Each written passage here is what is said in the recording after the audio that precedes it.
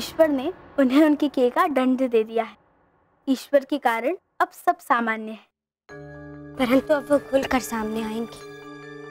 तो तुम उनकी सच्चाई सबको बता क्यों नहीं देती? बता देती इंदु दीदी, परंतु हमारी सबसे बड़ी दुविधा ये है कि वो सब जानती है कि हम ही क्रांति गुरु हैं, और हमें इस बात का भय है कि कहीं वो महाराज को सब बता ना दे। हम क्रांति गुरु को मार भी नहीं सकते। क्रांति गुरु झांसी की प्रजा की उम्मीद बन गई है। महारानी साहब, मेरे को माफ कर दीजिए। मैंने उन सब के दबाव में आकर ये सब किया। क्षमा मांगने की कोई आवश्यकता नहीं है। यदि तुम्हारी जगह कोई और होता तो वो भी यही करता।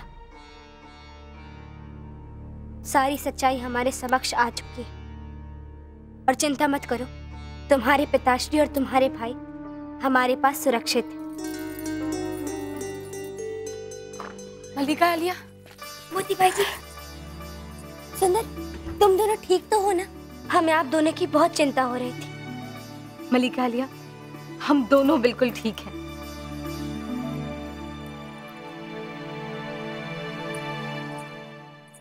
झलकारी, तुम अपने पिताश्री और अपने भाई के साथ कहीं और चले जाओ। वहाँ रहने खाने पीने की सारी व्यवस्थाएं हम करवा देंगे। यहाँ इनके नजरों में रहोगे तो अवश्य कोई ना कोई नई चाल चलने की सोचते रहेंगे।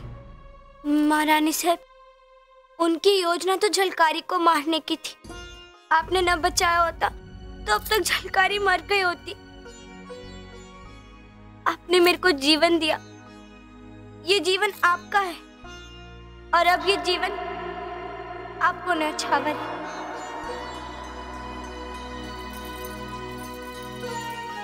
सुंदर, इन्हें सुरक्षित रूप से छोड़कर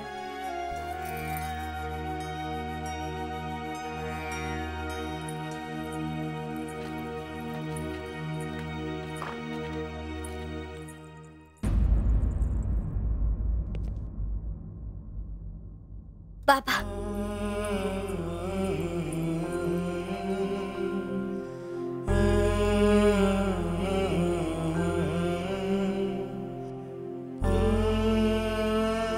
बेटे, तू कुशल तो है ना?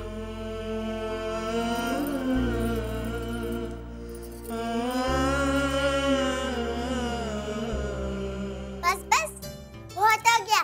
सास ने आज ही समाप्त कर दोगे क्या? मेरे लिए कुछ नहीं बचेगा कल। क्यों? कल क्या है प्राची?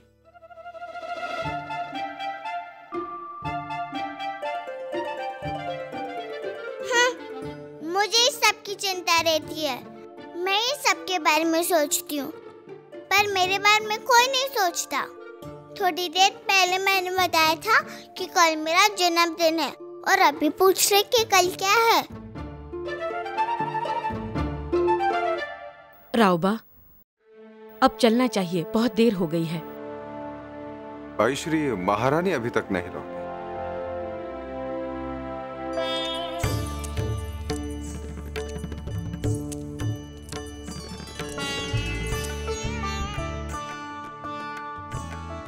महाराज, प्रस्थान की तैयारी हो चुकी है।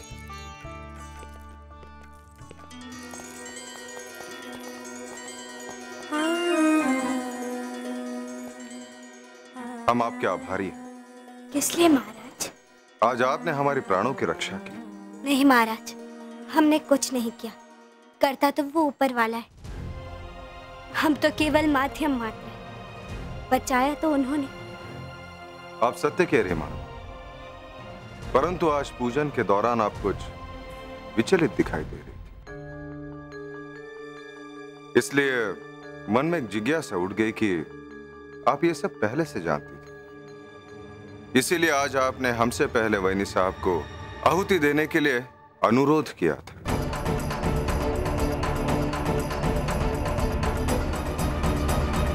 मन में एक जिज्ञासा उठ गई कि आप ये सब पहले से जानती थी। इसीलिए आज आपने हमसे पहले वैनी साहब को आहुति देने के लिए अनुरोध किया था। महाराज, हम वैनी साहब का बहुत आदर करते हैं। उनके लिए हमारे दिल में सम्मान्य स्थान है। महाराज, एक बात और हमारे मन मस्तिष्क में बार बार कौंधती है। जब से कमिश्नरी में मार्शल साहब आए, झांसी और महल में अप्रत्याशित घटनाएं कुछ विशेष घटने लगी हैं।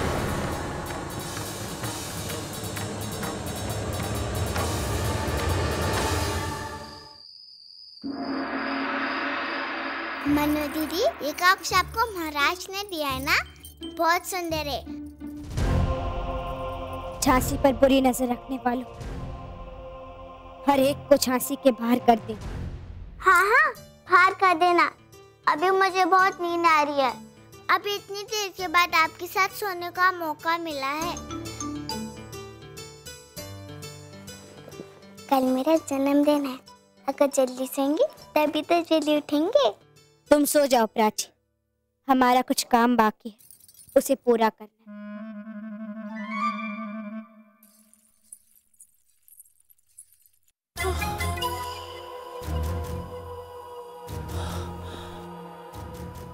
अरे देवा, हम तो किसी को मुंह दिखाने के लायक ही नहीं रहे।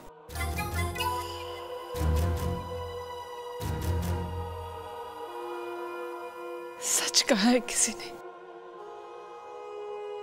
किसी और के लिए गड्ढा खोदने से पहले खुद को बचाना सीखो। चुप!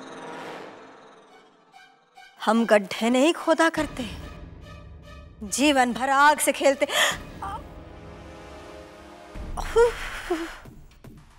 जीवन भर आग से खेलते आए हैं, एक दिन झुलस गए तो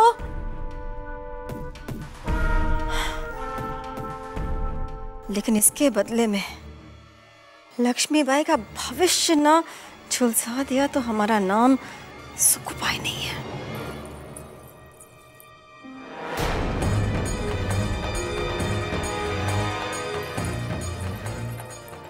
ये आपको क्या हो गया बहनी साहब? कितनी बुरी तरह झुलस गई आप। हम राजवैद्य को बुला दे उनके पास? जी नहीं, राजवैद्य को बुलाने की आवश्यकता नहीं है महारानी साहिबा। हम महाराज को बुला लेते हैं। उन्हें जान के बहुत खुशी होगी कि उनकी महारानी छिप छिप कर झांसी में क्या क्या कर रही है ना? अवश्य बता दीजिए बहनी साहब, फिर तो विवश होकर क्रांति गुरु को भी महाराज को बताना पड़ेगा कि उनके राजकोष से खजाना किसने चुराया था। और फिर दुर्भाग्य से आपने हमें झलकारी समझकर आहुति के लिए बारूद दे दी थी। साक्ष्य तो मौजूद है। झलकारी का छोटा भाई, उसका निर्दोष पिता और बहुत कुछ। और रही बात क्रांति गुरु की, क्रांति गुरु अकेली नहीं है।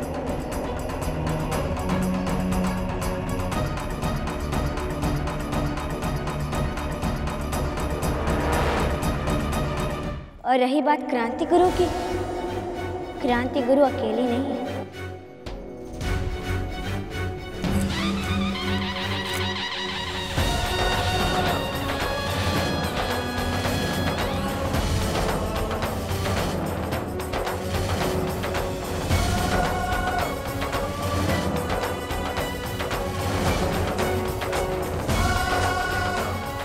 अभी तो ये शुरुआत है। इन फिरंगियों और राजद्रोहियों के विरुद्ध पूरी झांसी क्रांति गुरु बनने को तैयार है।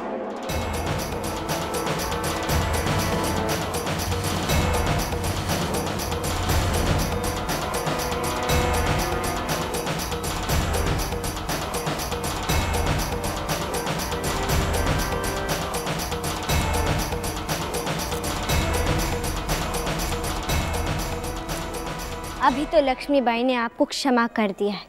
यदि भविष्य में किसी के भी द्वारा महाराज को आँच भी पहुंचाए तो अस्थियां भी राख में नहीं मिलेंगी। अच्छा, तो इतना साहस बढ़ गया है अब आपका?